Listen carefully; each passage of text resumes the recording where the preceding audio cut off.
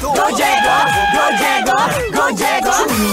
EDSA! Itaas ang kamot sa mga angkol. Itaas ang kamot sa mga angkol. Bunalikol, bunalikol, bunalkol, bunalkol.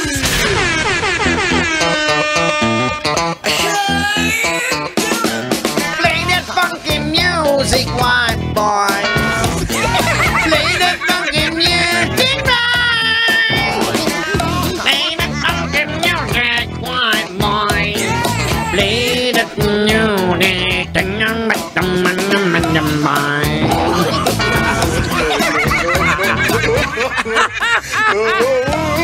Ay, naku mga kabisyo!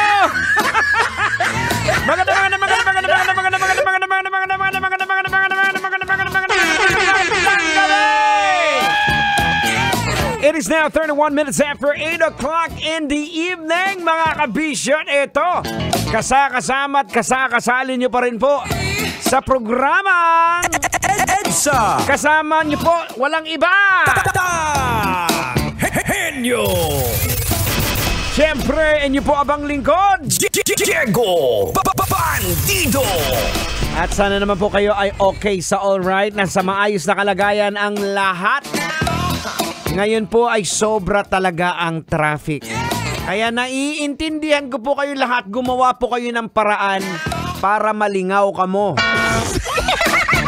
Gumawa kayo ng paraan para ma-enjoy nyo habang naiipit kayo sa traffic. At hayaan nyo pong akong batiin ko ang mga nakatutok sa atin. Maraming salamat sa pagtutok. Siyempre, sa lahat po ng staff ng Jess Pizza House, kay Boss JC Castro. At syempre sa lahat po ng mga crew and staff dyan, kay Jem, Nicole, at syempre kay Mian. Ayan, maraming salamat sa inyong pakikinig. At sana nag-i-enjoy kayo at hindi inaantok. Sa totoo lang bawal po ang inaantok dito sa programang EDSA. Ewan ko lang kung aantokin pa kayo sa programa natin, kasi pag naantok kayo, duduraan ko kayo sa ngala-ngala. Ay, naku po! Lahat ay nagse-celebrate na ng Christmas party. Lahat ay sobrang busy-busy. Pag Christmas party anong kadalasan ang nangyayari? Well, kadalasan dyan sa nangyayari, marami ang nawawala ng dignidad. Teka lang. Bakit nawawala ng dignidad, Tang? Siyempre, yung gagawa ng presentasyon, basta lang sa prize, gagawin ng lahat, masunod ka lamang. Wow, malooy ka. Well, kung sa bagay, naalala ko, isa sa mga nakakasira ng dignidad na performance namin ng Love Radio Team.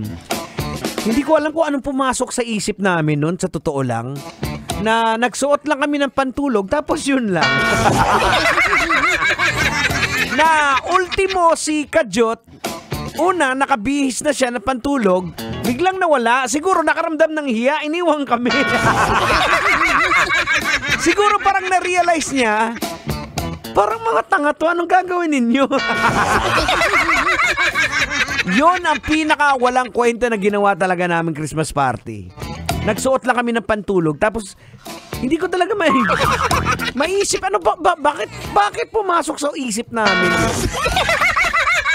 Hanggang sa totoo ngayon, ngayon pinagsisihan po namin, alam ng tambalan niya ni Nicole tsaka ni Chris. Actually, yung mga ibang kasamahan po namin, wala na, kami na lang po naiwan. Ay nako mga kabisyo, talaga marami talagang nagaganap na surprising revelation tuwing mga etong season na to, itong Christmas party. Marami po talagang mga ganap na hindi mo lubos akalain na malalaman mo. Like for example, gaya po ng sabi ko nung nakaraan, yung nakikita mong kasama mong empleyado na nandyan lang sa sulok, nagtatype, pag dumadaan ka, pangiti-ngiti lang, na alam mo parang halos mahinhin, pero nung nabigyan ng chance, nung nabuyo, dahil bagong empleyado, o sige, sayaw. Akalain mo, TikTokeris! Bumabanda yung katawan.